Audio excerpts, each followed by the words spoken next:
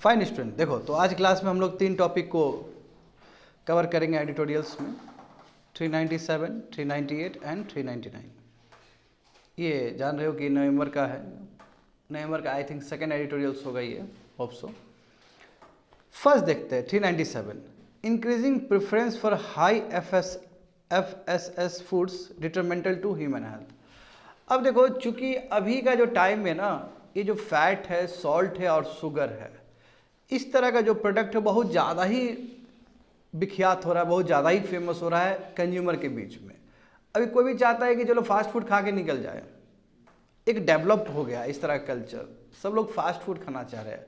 अब fast food का मतलब होता है FSS, यानी कि फैट, शुगर और सॉल्ट। ये अच्छा नहीं है, बात समझे। और क्योंकि हम जानते हैं कि नॉन कम्युनिकेबल डिजीज लगभग 60 से लेकर 65% रिस्पॉन्सिबल है तुम्हारे डेथ के लिए, समझ गए। सॉरी, नॉन कम्युनिकेबल डिजीज, और कम्युनिकेबल डिजीज घट रहा है। पहले क्या था, कम्युनिकेबल डिजीज बढ़ता था, उसका रेशियो ज़्यादा था। बट अभी क्या हो रहा है कि because of the preference to FSS, यानी कि फैट, सॉल्ट और सोल्यूशन प्रोडक्ट्स, इसलिए क्या हो रहा है कि नॉन कम्युनिकेबल डिजीज वो लगातार बढ़ते चला जा रहा है। एंड नॉन कम्युनिकेबल डिजीज का मतलब है कि हार्ट स्ट्रोक आ गया, समझे ना, ब्लड प्रेशर हाई हो गया, ये सभी चीज़ हो रहे हैं क्योंकि जो खाने का जो तरीका है वो बहुत गलत है। और दूसरा बात है सेडेंट्री लाइफ स्टाइल है, यानी कि बैठे रहो, कंप्यूटर वर्क है। पहले क्या था कि आदमी खाना खा के अपना मैनुअल वर्क करके वो पचा लेता था, बट अभी क्या कि आदमी खा के बैठ रहा है, सेडेंट्री लाइफ स्टाइल है उसका, इसलिए प्रॉब्लम है।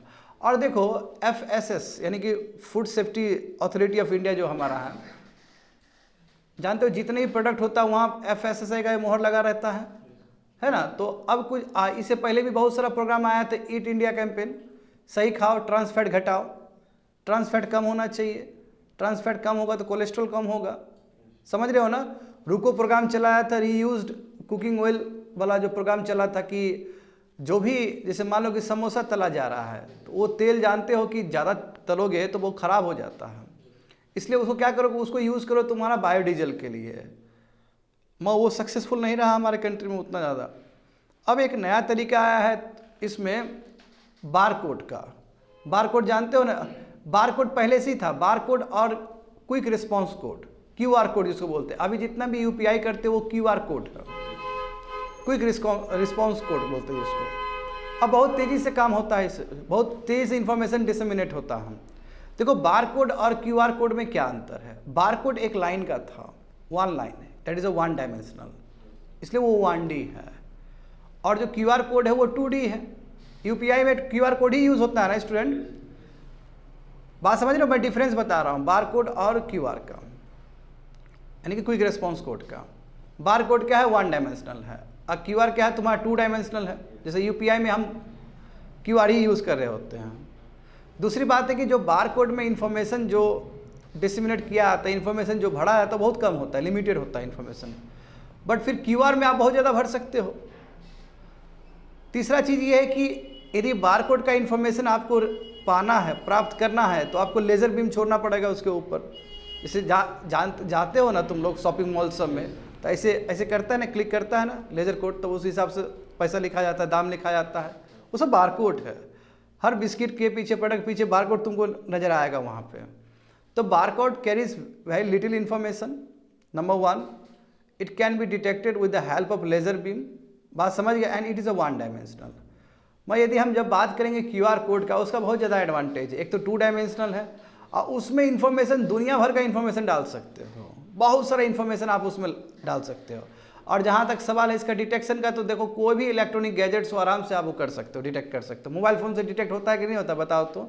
UPI पे तुरंत हो जाता है ना। तो इसमें बहुत सारा मेथड्स है जिसको डिटेक्ट कर सकते हो, उसको हम ट्रेस कर सकते हैं, किसको, QR कोड को। ये एक बेसिक डिफरेंस है स्टूडेंट, बात समझ गए ना। तो हो मामला क्या है, मामला ये है कि जो फूड रेगुलेटर है हमारे कंट्री के, FSSAI जो फूड रेगुलेटर है, उसने क्या किया कि जितने भी प्रोडक्ट्स होंगे आने वाले समय में, सब में QR कोड होगा।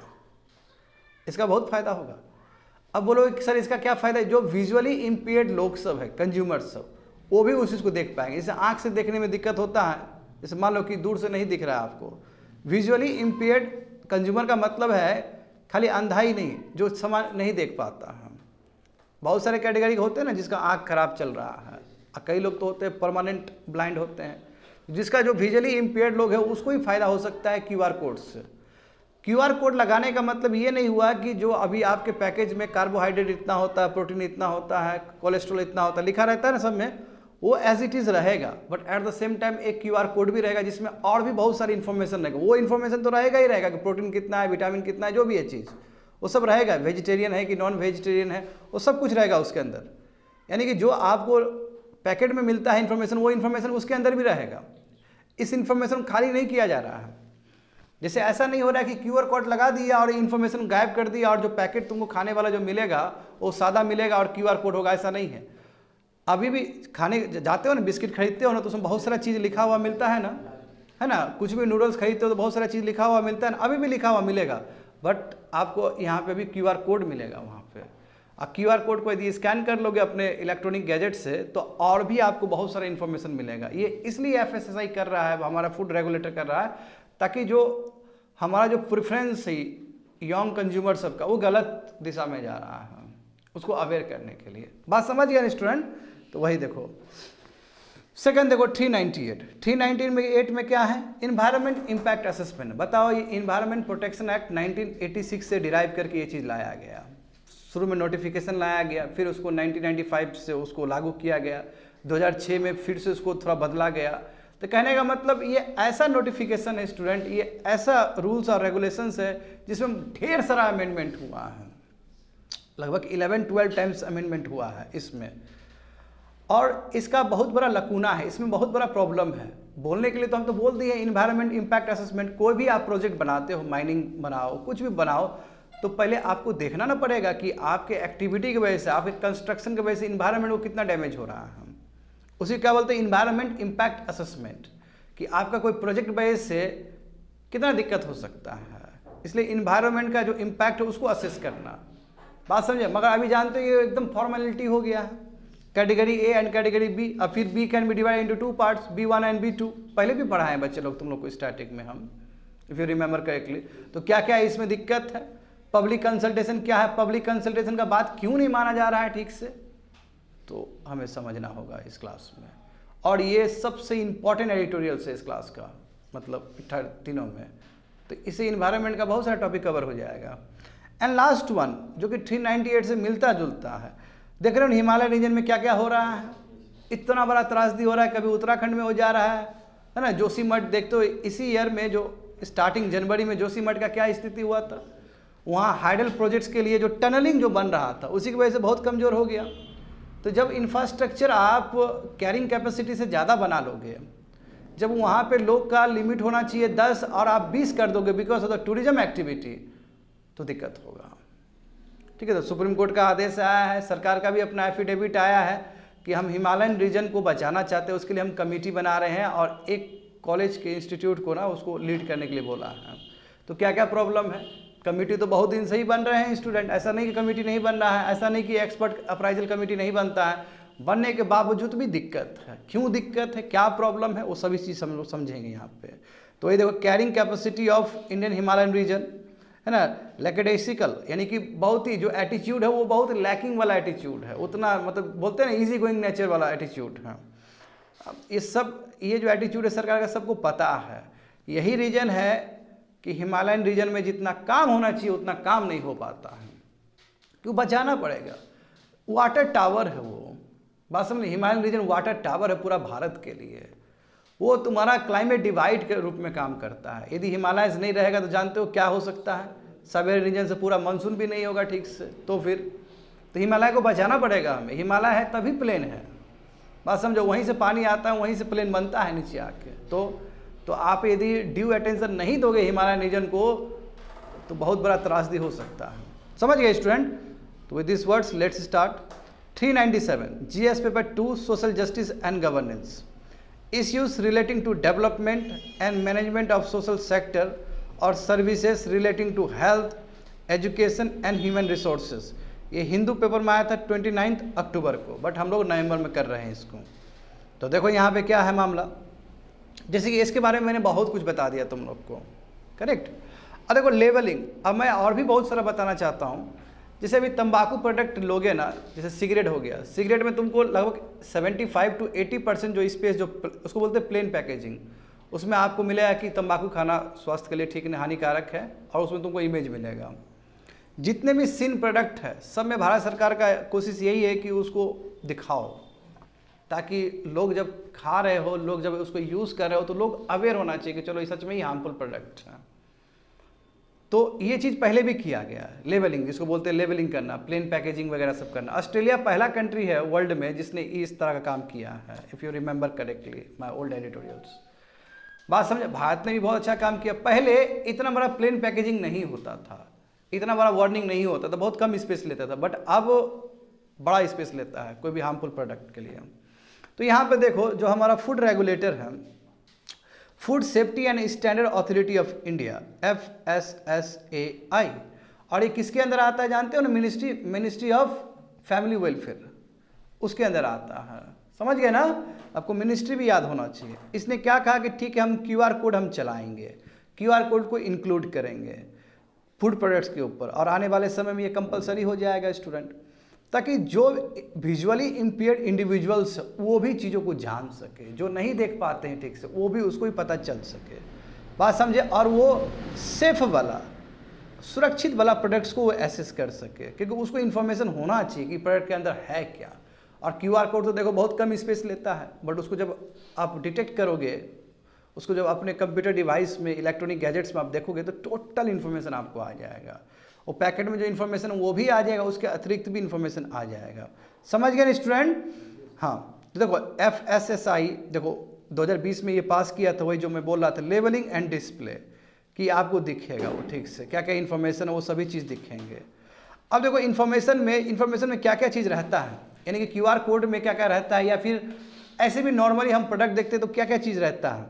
हाँ, तो QR कोड का देखो, QR कोड में क्या रहेगा? प्रोडक्ट का नाम, सेल्फ लाइफ, कितना दिन के लिए, वैलिडिटी होता है ना, कि एक्सपायरी डेट या समथिंग रहता है उसमें, वेजिटेरियन है कि नॉन वेजिटेरियन लोगो, अभी जानते हो कि वेजिटेरियन है नॉन वेजिटेरियन, तो लोगों को पता चल जाएगा तुमको। वहाँ पे ग्रीन कलर रहता है तो वेज रहता है, हाँ, ब्राउन कलर का रहता है तुम्हारा नॉन वेज रहता है, करेक्ट। समझ? इंग्रेडिएंट लिस्ट क्या क्या इसमें मिक्स किया गया, एलर्जन वार्निंग्स, यानी कि क्या नेगेटिव हो सकता है उसके लिए, and other product specific labelling requirements, और भी बहुत सारे चीज़ हो सकते हैं। तो ये सब तुमको QR कोड में मिलेगा। अच्छी बात है ना? अवेयर होंगे, क्योंकि लोग के पास मोबाइल फ़ोन है अभी के डेट में, लोग UPI पेमेंट कर रहे हैं, अच्छे से UPI पेमेंट कर रहे हैं।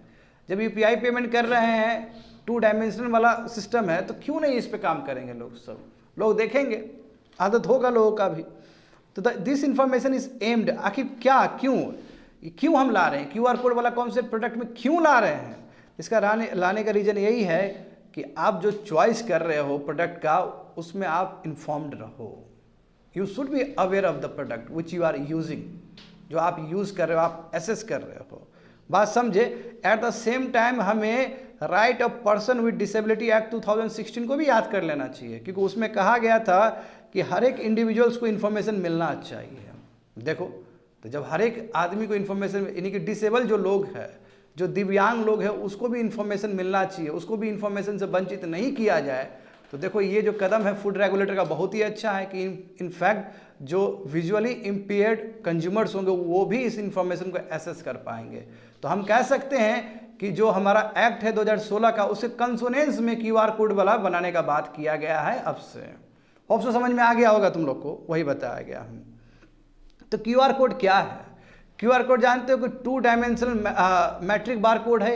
ये 1994 में इसको इन्वेंट किया गया था जापानीज कंपनी के द्वारा। बात समझे? और उस समय ऑटोमोबाइल पार्ट्स में इसका यूज़ होता था। आस्ते आस्ते देखो ये हर जगह यूज़ होना शुरू हो गया।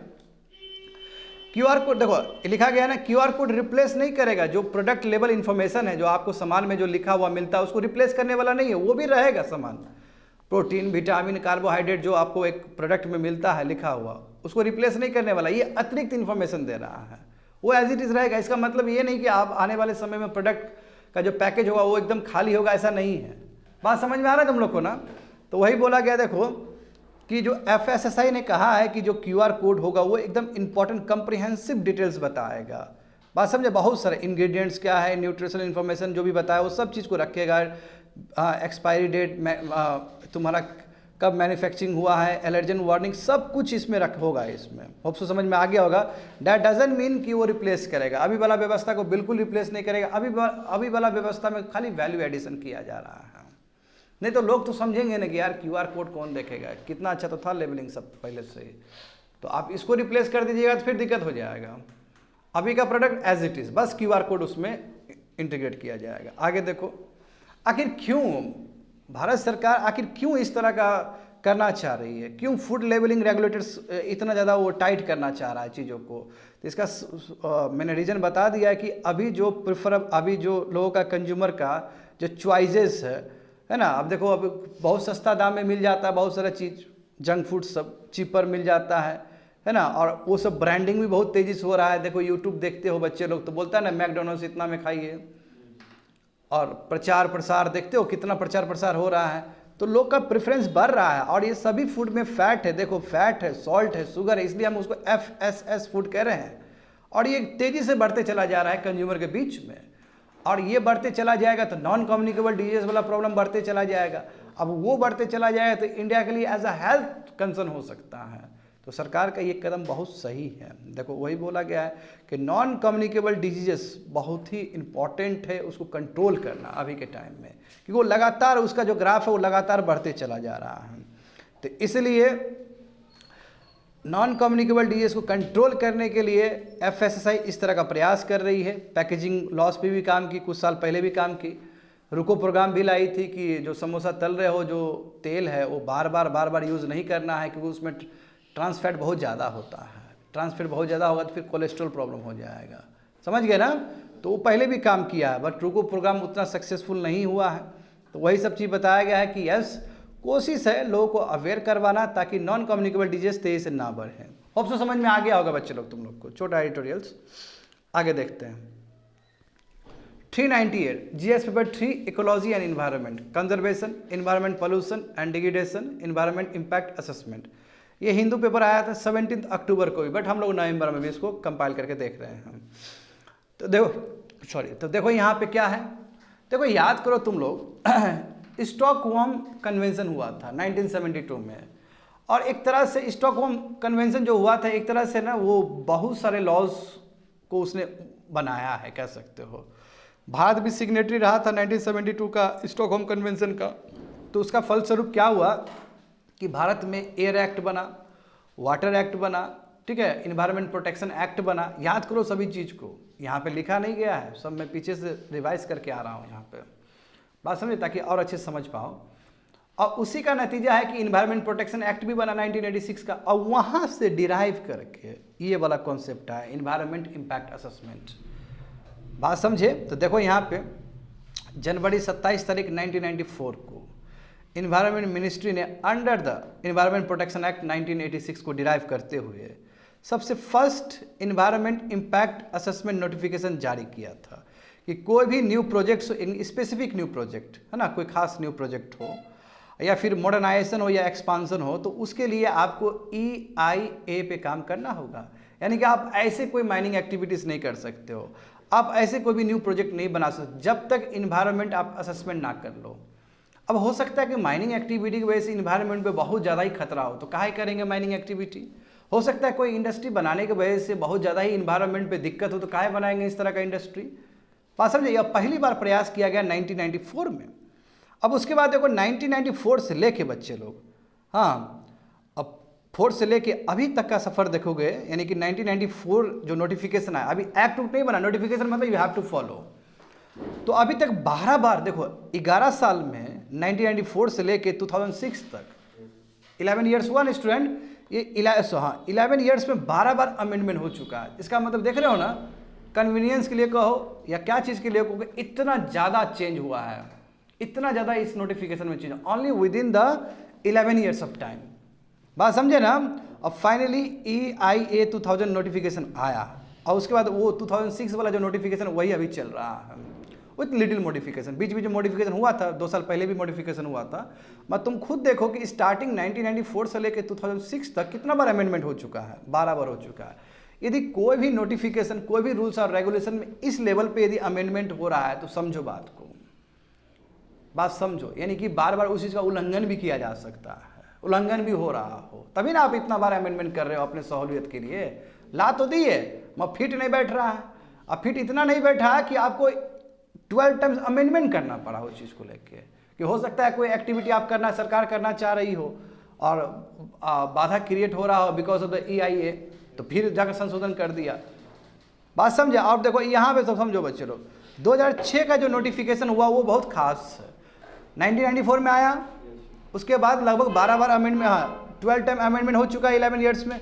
2006 का नोटिफिकेशन क्यों खास है? क्योंकि 2006 में जो पावर था वो पावर डिसेंट्रलाइज कर दिया गया कि राज्य भी अब इन्वायरमेंट इम्पैक्ट असेसमेंट पे काम करेंगे, और जो बी वाला जो प्रोजेक्ट है उसको दे दिया गया।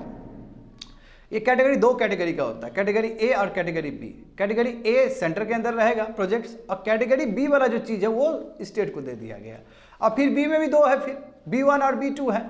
तो जो सेंटर का बी वाला जो कैटेगरी है, B1 मतलब आपको कंपलसरी इन्वायरमेंट इम्पैक्ट असेसमेंट करना ही होगा, आपको पब्लिक कंसल्टेशन सुनना ही होगा, ग्राम पंचायत सबका बात सुनना ही होगा।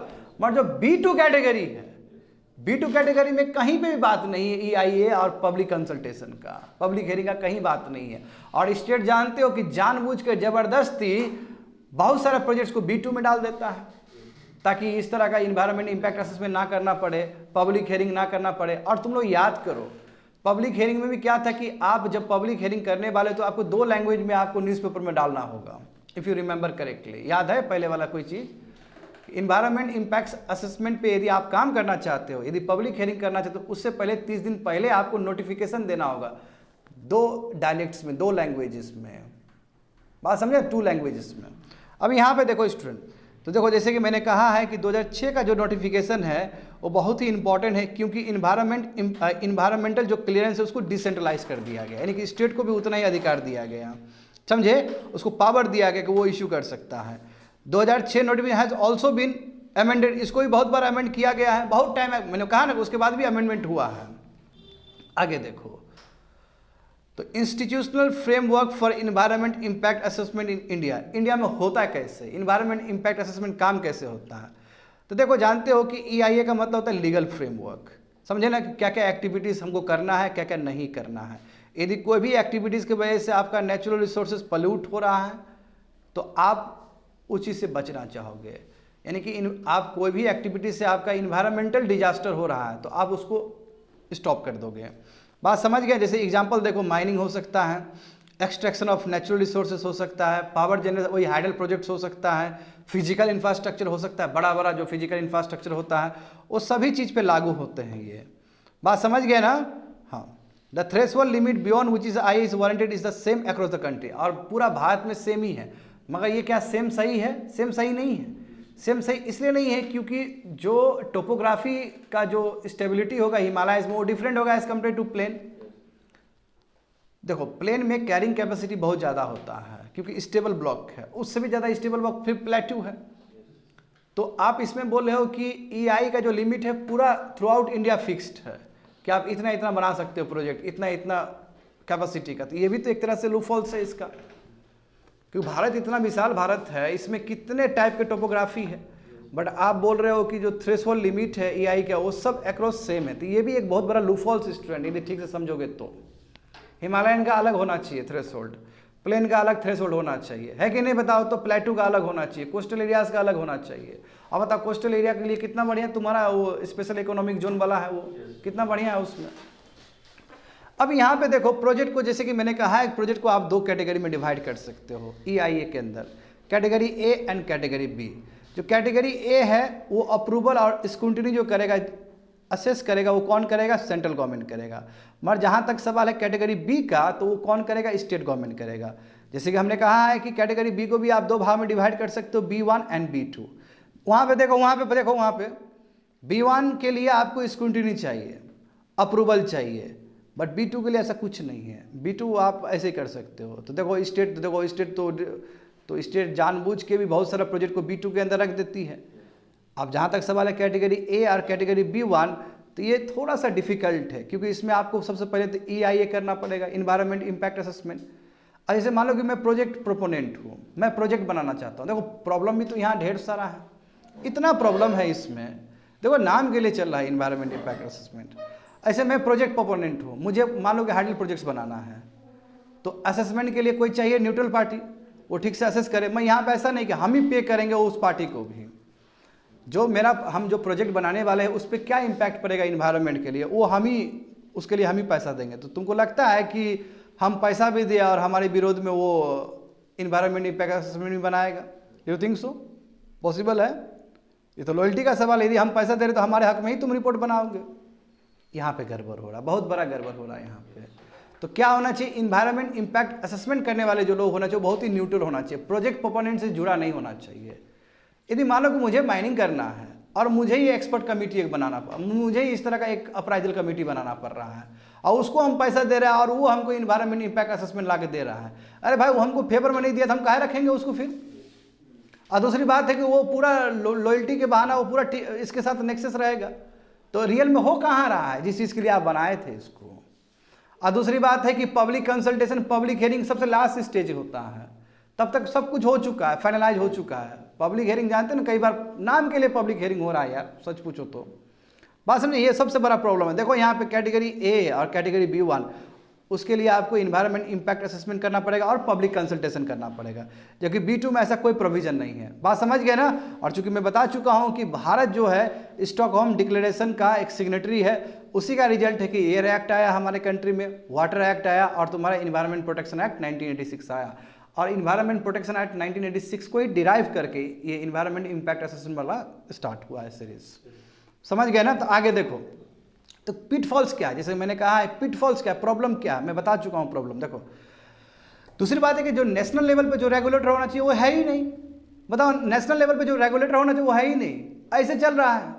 बात समझे? तो सुप्रीम कोर्ट ने, देखो ये सुप्रीम कोर्ट ने 2011 में जो लाफार्ज यूमियम माइनिंग प्राइवेट लिमिटेड का जो केस हुआ था उसमें बोला था भाई रखो रेगुलेटर, रखो सेंटर में। तुम इतना बड़ा लॉ ला दिया, तुम इतना बड़ा नोटिफिकेशन निकाल दिया, तो रेगुलेटर ही नहीं है सेंटर पे, तो काम कैसे हो रहा है? नंबर 1 देख रहे हो कितना बड़ा प्रॉब्लम है सेंट्रल लेवल पे। दूसरा क्या, गोडा बर्मन जजमेंट केस याद है? कितना बड़ा केस है ये स्टूडेंट, जिसका डीम फॉरेस्ट याद करो, 2 महीना पहले पढ़ाए थे, डीम्ड फॉरेस्ट पढ़ाए थे ना, डीम फॉरेस्ट, बिल्कुल वही जजमेंट है। उसमें कहा था सुप्रीम कोर्ट ने कि इंडिपेंडेंट, समझे, इंडिपेंडेंट वो होना चाहिए, इंडिपेंडेंट ऑब्जेक्टिव और ट्रांसपेरेंट अप्राइजल होना चाहिए। मैं यहाँ पे तो कहानी कुछ और है, प्रोजेक्ट प्रोपोनेंट ही अपना आदमी को रख रहा है, उसको पैसा दे रहा है और वो तुम्हारा अप्राइजल करके दे रहा है उसको, तो कभी सही देगा वो? तो गोदा बर्मन में भी बोला गया था कि पूरा अलग होना चाहिए, प्रोजेक्ट प्रोपोनेंट का अधिकार नहीं होना चाहिए कि वो किसी पार्टी को बोले और वही इन्वायरमेंट इम्पैक्ट असेसमेंट करे और उसी को वो पैसा दे, नो। तो सुप्रीम कोर्ट ने गोडा बर्मन जजमेंट में ये बोला था कि ऐसा नहीं करना है। बात समझे? वही देखो लिखे तो है थर्ड में, देखो पढ़ो बच्चे लोग क्या लिखा गया है कि EI report is prepared by consultant paid by the project proponent, तो कॉन्फ्लिक्ट ऑफ इंटरेस्ट तो होगा ही होगा।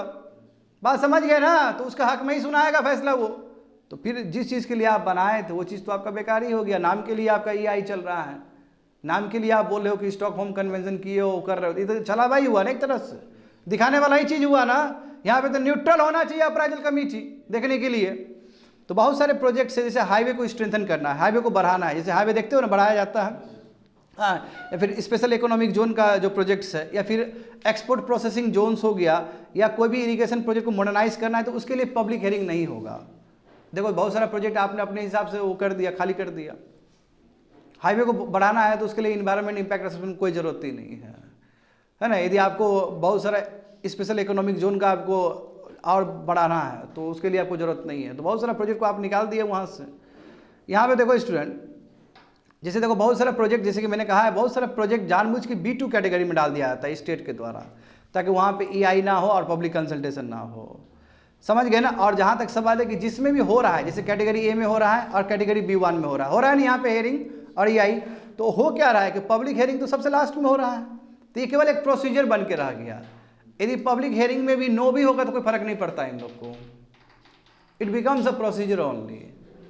तो क्या फ़ायदा हुआ फिर इतना बड़ा नोटिफिकेशन लाने का? कोई फ़ायदा नहीं है। यदि सरकार चाहे कि हमको बनाना है तो बनाएगा वो, बस आँख में धूल झोंकने वाला चीज़ है ये, एक तरह से कहा जाए तो। बात समझ गए ना स्टूडेंट? तो अब देखो दूसरी बात है, क्यूमुलेटिव इम्पैक्ट को नहीं देखा जा रहा है। क्या होता है क्यूमुलेटिव इम्पैक्ट? अब देखो हम कोई प्रोजेक्ट बना रहे हैं, ठीक है, सिंपल समझो, कोई प्रोजेक्ट बना रहे हैं तो इस प्रोजेक्ट की वजह से ये दिक्कत हो सकता है, इस सब जितने भी प्रोजेक्ट्स हैं सबको इंडिविजुअल लेवल पे देखा जा रहा है। जो क्रिटिक्स है, जो जिन्होंने लिखा है इस पेपर को, मतलब इस न्यूज़ को, उनका मानना है कि क्यूमुलेटिव इम्पैक्ट देखना जरूरी है। इंडिविजुअल तो चलो ठीक है, इंडिविजुअल इम्पैक्ट, मगर टोटल जो प्रोजेक्ट बन रहा है उसके आसपास उसका असर क्या पड़ेगा इन्वायरमेंट पे। देखो, एक का असर पड़ता है इन्वायरमेंट पे, कुछ अलग लेवल पे पड़ता है, मगर सबको एक साथ करेंगे तो बहुत बड़ा असर पड़ेगा। ये भी होना चाहिए, यानी क्यूमुलेटिव इम्पैक्ट असेसमेंट भी होना चाहिए। इंडिविजुअल लेवल पे तो हो ही रहा है, मगर क्यूमुलेटिव मतलब क्या है, कलेक्शंस, कि बहुत सारा प्रोजेक्ट्स बन रहा है एक साथ, उसका असर क्या पड़ सकता है इन्वायरमेंट पे, ये मिसिंग है अभी तक। होप सो समझ में आ गया हुआ स्टूडेंट तुम लोग को। और दूसरी बात है कि बहुत सारे केसेस में, मैक्सिमम केसेस में जो EI नोटिफिकेशन वो बॉक्स टिक्स है, जैसे आता है तुम लोग का एग्जाम पैटर्न सब में, बॉक्स भरते चले जाते हो, ये है चलो ऐसे ऐसे क्लिक करके, वो वाला है। तो ये बिना पूछे ऐसे क्लिक करके टिक टिक टिक करते निकल गया, तो क्या फायदा हुआ। ठीक है, वही बताया जा रहा है। तो comprehensive notion of wealth is missing and each project is assess on individual basis instant of the collective impact. समझ गए ना, कि हर एक प्रोजेक्ट को इंडिविजुअली वो किया जा रहा है, एसेस किया जा रहा है, कलेक्टिवली नहीं किया जा रहा है। तो वो एक सबसे बड़ा लिमिटेशन है ओवरऑल। देखो, इसलिए कह सकते हैं कि Indian regulation system uses a graded approach. ये ग्रेडेड अप्रोच यूज कर रहा है। ग्रेडेड अप्रोच मतलब इंडिविजुअल लेवल पे कर रहा है। क्या कलेक्टिव अप्रोच होना चाहिए था, क्यूमुलेटिव अप्रोच होना चाहिए था। बात समझ रहे हो ना, यहाँ ग्रेडेड अप्रोच है, सबसे बड़ा प्रॉब्लम है वही है कि यानी कोई भी प्रोजेक्ट आपका प्रोटेक्टेड एरियाज के आसपास बनने वाला हो, या रिजर्व फॉरेस्ट के आसपास बनने वाला हो, नेशनल पार्क या क्रिटिकल टाइगर हैबिटेट, तो you are doing graded approach. हाँ, you are proceeding with the graded approach. Graded approach नहीं होना चाहिए, क्यूमुलेटिव अप्रोच होना चाहिए। बात समझे ना, वही चीज़ बताया गया यहाँ पे। हाँ, दो इन्वायरमेंट, देखो इसमें बताया कि आपको दोनों ही चीज़ बैलेंस करना होगा। कहीं पे भी आप प्रोजेक्ट बना रहे हो तो इन्वायरमेंट का क्षमता क्या है। अब इन्वायरमेंट का क्षमता 10 है और जो आप कर रहे हो आप 20 कर रहे हो, it is not good. You have to balance every time. बात समझे, वही लिखा गया है। देखो, तो but differentiated risk management for Indian Himalaya region is missing in. बताओ, अच्छा है कि नहीं बताओ। तो जो हिमालयन रीजन है, Himalaya region is so different, उसका इकोसिस्टम बहुत अलग है ना। एक तो सबसे बड़ा लूफॉल्स ये है कि सबका लिमिट सेम कर दिया गया थ्रू आउट द कंट्री। तो जो एक अलग जो अप्रोच चाहिए हिमालयन रीजन को बचाने के लिए, वो सब मिसिंग है यहाँ पे। अब तुम खुद देखो ना, चाइना और इंडिया के साथ जो बाउंड्री लगता है, अरुणाचल प्रदेश में बहुत सारा फॉरेस्ट को काटा गया, और उसमें तो नोटिफिकेशन भी आ गया था कि यदि बॉर्डर एरिया है तो हम कुछ भी कर सकते हैं। तो फिर डिफेंस कॉरिडोर बनाने के लिए हम कुछ भी कर सकते हैं, तो गलत ना है जी। तो यहाँ पे देखो, वही वो बोल रहा है कि जितना फ्रजाइल है हिमालयस, इतना वनरेबल है, तो उसके लिए एक अच्छा अप्रोच होना चाहिए। और हमारे इंटायर कंट्री के लिए बहुत इंपॉर्टेंट है हिमालयस, समझे ना, बहुत इंपॉर्टेंट है। खाली हिमालयस के इंपॉर्टेंट नहीं है, हिमालयस पूरा भारत के लिए इंपॉर्टेंट है। बात समझे, वो हमारे लिए वाटर टावर है, और जितने भी इकोसिस्टम देखते हो पूरा इंटायर नेशन को पहुँचाता है। क्यों, पानी नहीं आएगा तो इकोसिस्टम कहाँ आएगा इकोसिस्टम फिर। इसलिए इनको उसको बचाना जरूरी है। देखो अभी जिस तरह क्लाइमेट चेंज हो रहे हैं स्टूडेंट, वेदर कंडीशन देखो, हैवी रेन हो रहा है, फ्लश फ्लड हो रहा है। अचानक देखो केदारनाथ का हुआ कि नहीं हुआ फ्लश फ्लड, तो फिर लैंड स्लाइड्स हो जाते हैं, सिस्मिक एक्टिव है। देखो नेपाल में भूकंप आया कि नहीं आया, उसी जोन में तो है हमारा हिमालयस। तो फिर तो ये सभी चीज़ को देखते हुए स्टूडेंट एक अलग सेट ऑफ इन्वायरमेंटल स्टैंडर्ड आना चाहिए हिमालयन रीजन के लिए। तो अभी जो हमारे पास इन्वायरमेंट इम्पैक्ट असेसमेंट का जो 2006 का नोटिफिकेशन, वो पर्याप्त नहीं है हिमालयन रीजन के लिए। एक अलग अप्रोच से चलना पड़ेगा। देखो जोशीमठ का क्या हुआ, तो तुमको लगता है कि जोशीमठ वाला जो स्ट्रक्चर है क्या इस इन्वायरमेंट इम्पैक्ट असेसमेंट से चलने वाला, वो नहीं चलने वाला है जी। उसका कैरिंग कैपेसिटी अलग है हिमालयन रीजन का as compare to plain and plateau. Hope so समझ में आ गया होगा ये एडिटोरियल तुम लोग को। आगे देखो, थर्ड वन 399 सेमी है, देखो है ना, बिल्कुल मैं कह सकता हूँ कि उसी का एक्सटेंशन है ये। GS paper 3 ecology and environment, conservation, environmental pollution and degradation and environmental impact assessment.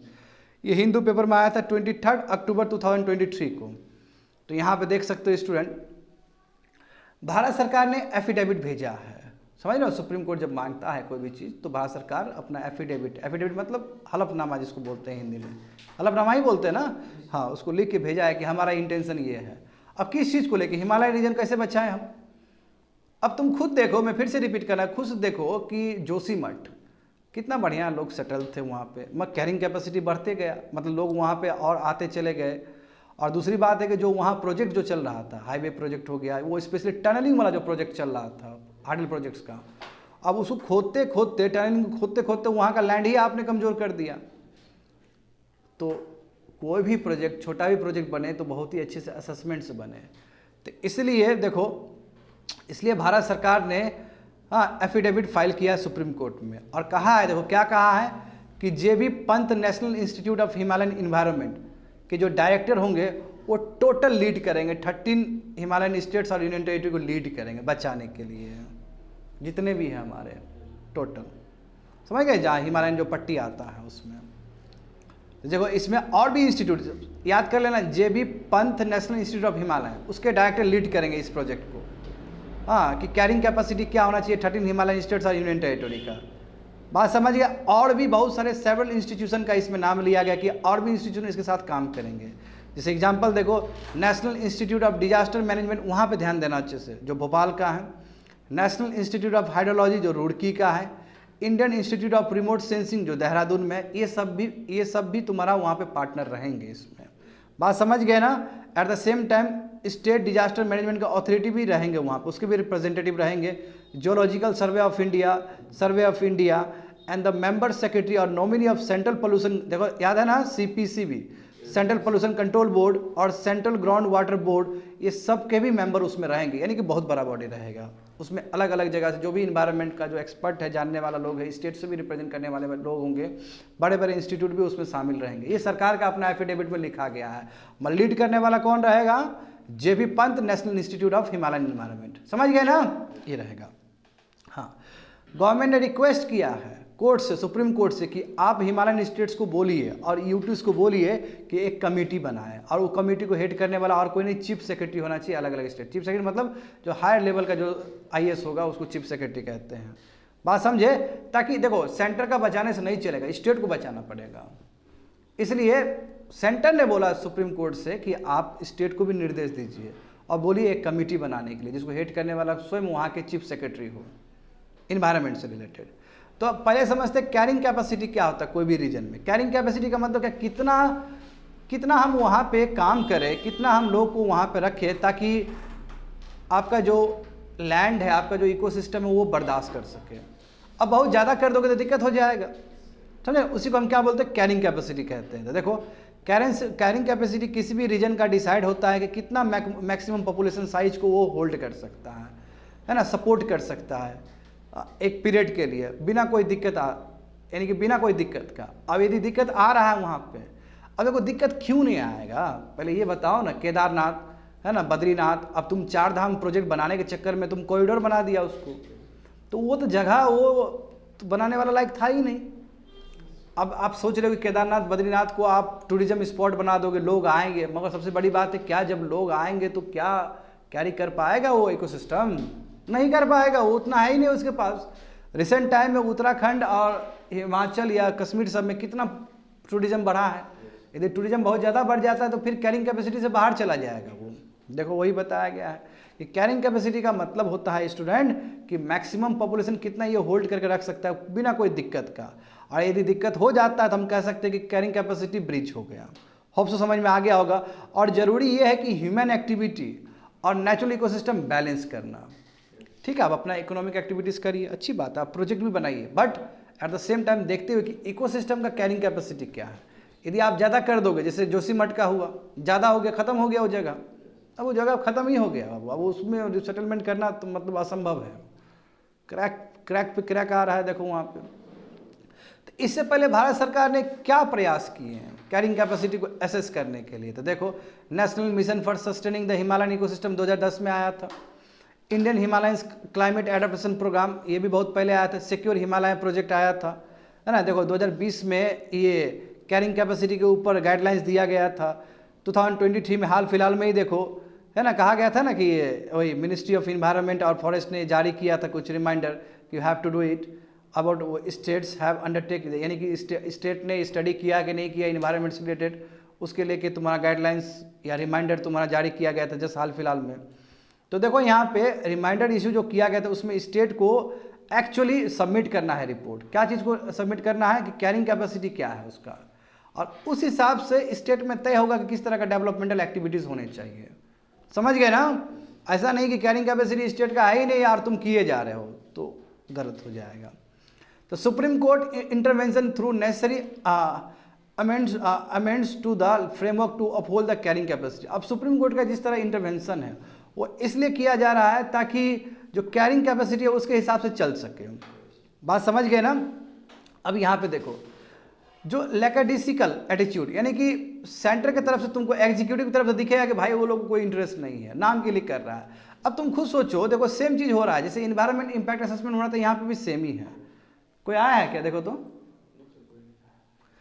देखो यहाँ पे देखो, अब हिमालयन में देखो, जैसे हिमालयस में कुछ प्रोजेक्ट बनाना है, हाइडल प्रोजेक्ट्स बनाना है, सब प्रोपोनेंट है, ये बनाना है, सरकार को बनाना है। अब इसके लिए जो कमेटी बनाया जा रहा है चेक करने के लिए, उसमें भी मेंबर सेम है, तो तुमको लगेगा कि वो रोकेगा?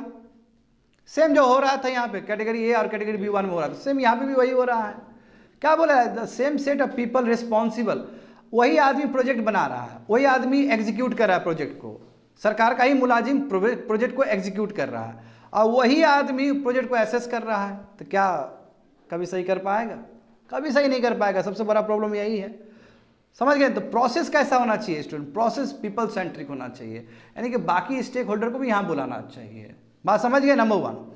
हाँ, अब जहाँ तक सवाल है, अभी हम बोल दें कि GP पंत वाला जो नेशनल इंस्टीट्यूट रहेगा वो रहेगा, मगर क्या वही रिस्पॉन्सिबल है केवल?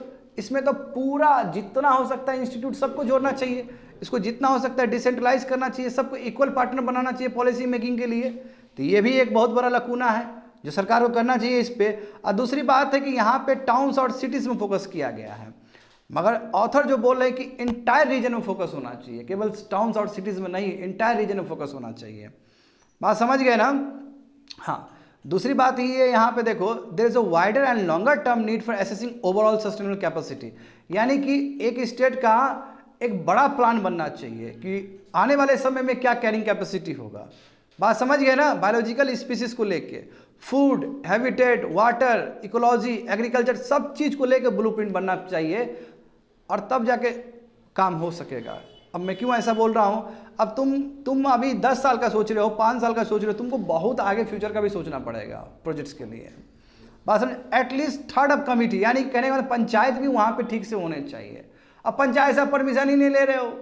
पीपल हेयरिंग, पीपल सेंट्रिक होना चाहिए डिसीजन आपका। पंचायत को ड्यू रिप्रेजेंटेशन दो वहाँ पे, पंचायत समिति म्यूनिसिपैलिटी को भी लेके आओ, उसका भी ड्यू रिप्रेजेंटेशन होना चाहिए वो कमेटी में। बात समझे ना? पीपल को इंगेज करना जरूरी है। जितना हम पीपल को इंगेज कर पाएंगे उतना ही सस्टेनेबल सोल्यूशन हमें मिल पाएगा। और यदि पीपल को इंगेज नहीं कर रहे हो, एलाइड तरीके से चीज़ों को देख रहे हो, तो कोई फायदा होने वाला नहीं है। बात समझ गए ना? इसलिए कैरिंग कैपेसिटी में स्टेक होल्डर को बढ़ाना चाहिए, और वहाँ के जो लोकल पीपल है, वहाँ का जो पंचायत है, वहाँ का जो सेल्फ हेल्प डेवलपमेंट सेल्फ जो गवर्नमेंट है, थर्ड टायर होता है ना, जो सेल्फ हेल्प जो गवर्नमेंट है तुम्हारा, चाहे पंचायत हो चाहे इधर म्यूनिसिपैलिटी, सबको शामिल करना चाहिए, तब जाकर हम बेटर बता पाएंगे। बात समझ गए ना? खत्म हो गया, डेट्स इट।